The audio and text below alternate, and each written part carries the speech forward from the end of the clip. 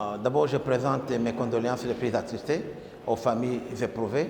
C'est encore un drame de plus inutile qu'on pouvait éviter.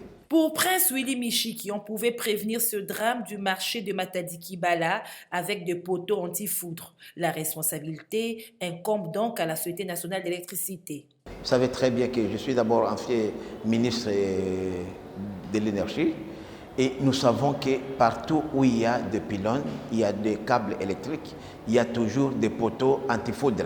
Ce n'est pas de nouveau. Et il y avait un problème déjà qui était soulevé avant, qui a fait d'ailleurs question d'alerte au niveau du gouvernement, c'était la question d'érosion. Il y avait des pylônes qui étaient menacés de s'écrouler puisqu'il y avait un problème d'érosion. Est-ce que ce n'est pas ça le vrai problème? Mais moi j'ai dit, la responsabilité aujourd'hui revient d'abord au comité de gestion de la SNEL, puisqu'on pouvait prévenir ça. On ne peut pas, dans une région où il plaît presque toute l'année, où il y a des foudres, de ne pas avoir des antifoudres, puisque c'est la raison que la SNEL a évoquée auparavant. Prince Willy Michiki s'interroge sur la mise en application de la décision du Conseil de ministres appelant à évacuer les vendeurs de ce marché de Matadi-Kibala. Il faudrait que nous ayons la culture de respect de décisions du gouvernement.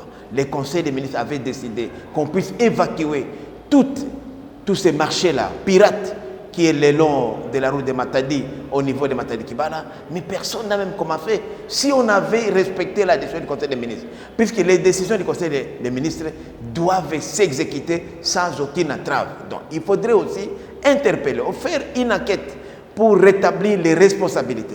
Pourquoi ces marchés-là n'ont jamais été évacués? Pourquoi les gens aujourd'hui continuent à construire sous les lignes de haute tension? Même aujourd'hui, on a encore un problème. Moi, je viens de Mwanda. Dans les projets de la construction du port à eau profonde de Banana, les gouvernements s'étaient engagés à construire la route Banana-Mwanda, Mwanda-Boma. Mais au niveau de Mwanda, en route vers Boma, il se pose un problème à cause des constructions anarchiques et sous la ligne de haute tension. Donc moi je dis que nous sommes dans un état de droit, il faudrait que la loi s'applique. On doit détruire toutes ces constructions anarchiques et ces marchés-là devraient disparaître. C'est l'état de droit. La démocratie a ses côtés positifs, mais aussi ses côtés négatifs. Nous devons nous-mêmes éviter de continuer à avoir des morts inutiles. Quand je vois les 25 personnes, j'ai été visité, ça m'a estomaqué de voir qu'on n'a pas pu anticiper. Gouverner, c'est prévoir.